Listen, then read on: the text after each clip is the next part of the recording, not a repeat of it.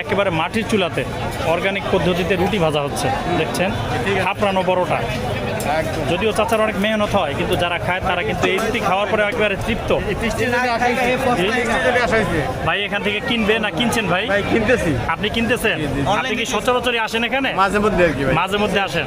ওনার হাতের রুটির বিশেষত্ব কি ভাই? বিশেষত হলো এই রুটিটা খুব স্বাদ লাগে। খুব স্বাদের একটা রুটি। আর এই রুটি কি মূলত সে থাপড়ানো রুটি নামে পরিচিত? আপনার আমার পরিচিত আর কি। পরিচিত। ওনার এই রুটির সাথে উনি আর কি কি দেয় ভাই? রুটির সাথে বাজি আছে, বিভিন্ন কিছু আছে। বিভিন্ন কিছু আছে।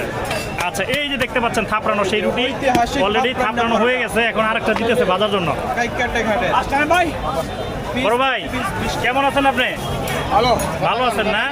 রোববার দিন তো আপনি খুব ব্যস্ত থাকেন হাটের দিনে নাকি? বেচাকিনি কেমন হয় আপনার? ভালো হয় না? আজকের এই ঈদ কেন্দ্রিক বাজার এর কি আজকে কি আরো বেশি ভালো নাকি? আজকে একটু বেশি ভালো না? তো একা কেন, একটা লোক তো নিয়ে নিতে পারেন সাথে। লোক লাগে না? ও, আপনার বাজিও তো মোটামুটি শেষ। বেচাকিনি শেষ হলে কি বাড়িতে চলে যাবেন নাকি?